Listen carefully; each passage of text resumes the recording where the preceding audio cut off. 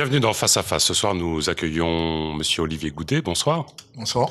Alors, vous êtes le secrétaire général de la RCT UTG, vous êtes le secrétaire général de la centrale UTG et vous êtes le président de Trop Violence. Je suis secrétaire général adjoint de la centrale UTG. D'accord. J'ai oublié quelque chose ou pas? Non, c'est bon. Ça. On va vous interroger sur votre double casquette, syndicale et citoyenne.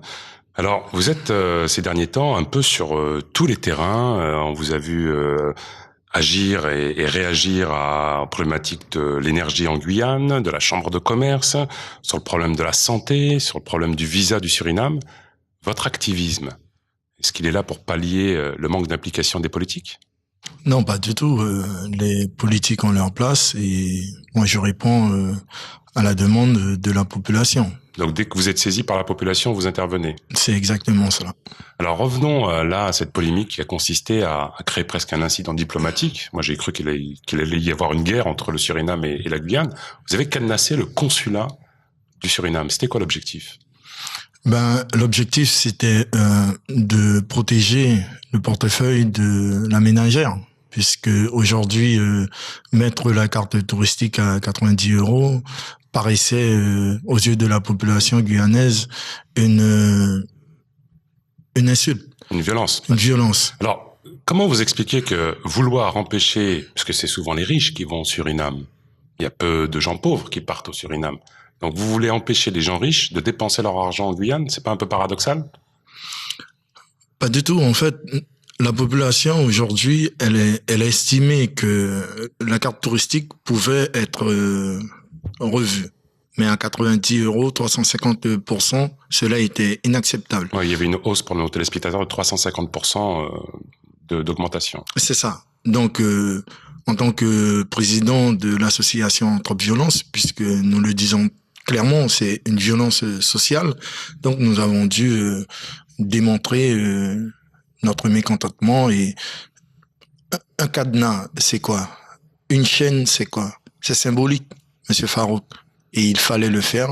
Et j'assume pleinement l'action que nous avons menée, l'association Trop Violence. Alors, vous avez des modes d'action, vous prenez la lutte contre la violence, mais vous avez des modes d'action, cadenas, donc on l'a vu sur une grille, blocage des routes, violence sonore. Est-ce que ça, c'est pas des violences finalement? Pensez-vous, aujourd'hui, nous estimons que la population nous fait confiance, nous sollicite. Et donc, la méthode, le mode d'action est légitimé par la population. Vous seriez prêt à aller jusqu'à de la violence physique? Nous condamnons clairement la violence physique. Nous rejetons la violence physique. Vous prenez des risques? Vous n'avez pas peur un peu pour vous de subir éventuellement les foudres du gouvernement, de l'État par rapport à votre action? Vous savez, Dieu nous dit, si je suis avec toi, qui sera contre toi? Donc, Martin Luther King, au moment où on lui a dit qu'il fallait qu'il ait une dizaine de gardes du corps, il a clairement dit que c'est de par ma mort que la libération se fera. Alors moi, j'interroge un peu les gens quand ils savaient que vous alliez arriver. Ils me disaient, ce qui ressort, c'est Olivier Goudet est excessif, mais Olivier Goudet est nécessaire dans la mesure où, à part critiquer sur les réseaux sociaux, les gens ne se bougent plus. Est-ce que vous partagez ce point de vue?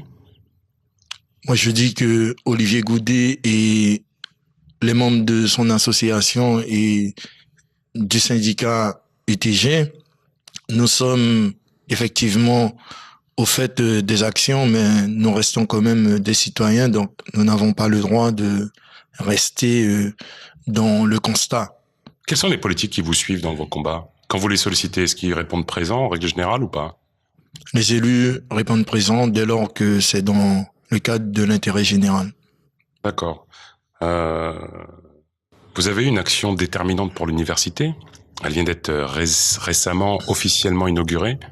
Ça vous a embêté de ne pas voir votre nom sur la plaque d'inauguration?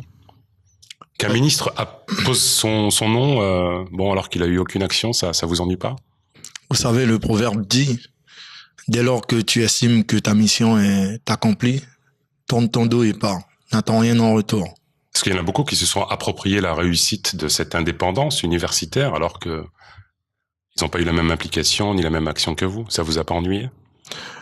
Mon agacement, c'est de voir que aujourd'hui se réjouissent beaucoup de personnes telles que des élus, des ministres, qui eux n'ont pas contribué, participé à cette victoire de l'université.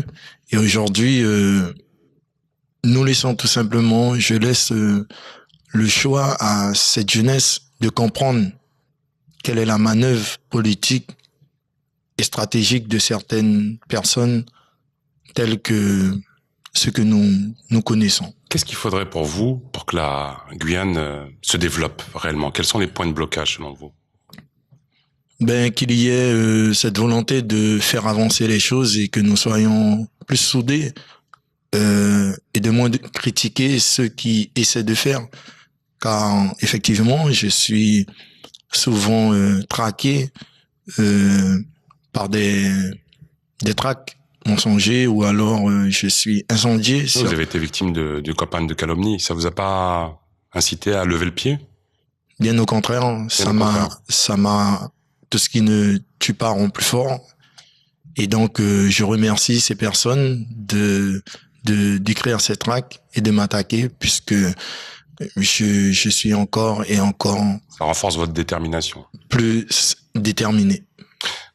Au niveau politique, pourquoi vous avez figuré dans aucune liste alors que vous êtes un acteur, une personnalité de la vie civile guyanaise? On vous a sollicité pour faire partie d'une liste ou on vous a écarté?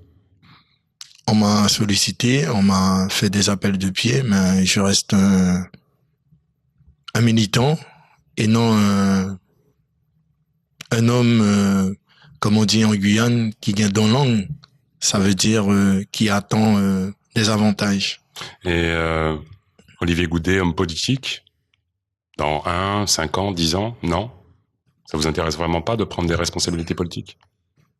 Pour le moment, je ne sais pas si la population estime que je dois être un homme politique. Ils me le feront savoir. Comment vous faites pour comment les gens vous sollicitent, par exemple? Comment vous allez au contact de la population? Mais bien souvent... c'est des réunions publiques, c'est des... Bien, par exemple, sur le domaine de la santé, aujourd'hui, nous nous sommes impliqués dans cette violence sociale faite à la population. Nous organisons ce jeudi un grand meeting. Et donc, nous allons effectivement vers la population. Alors, c'est où ce meeting?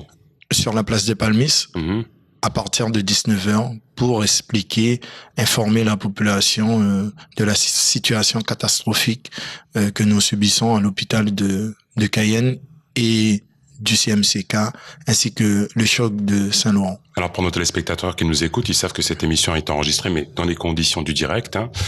Donc on ne sait pas trop si la diffusion correspondra avec votre annonce. Vous attendez beaucoup de monde? Nous attendons en tous les cas l'ensemble, la classe politique et la population qui se sont concernés, car vous êtes aujourd'hui là, face à moi, je suis face à vous, et nous ne savons pas dans quelques secondes ou quelques minutes ou dans les jours prochains ce qui peut nous arriver, donc nous sommes tous concernés. Dernière question.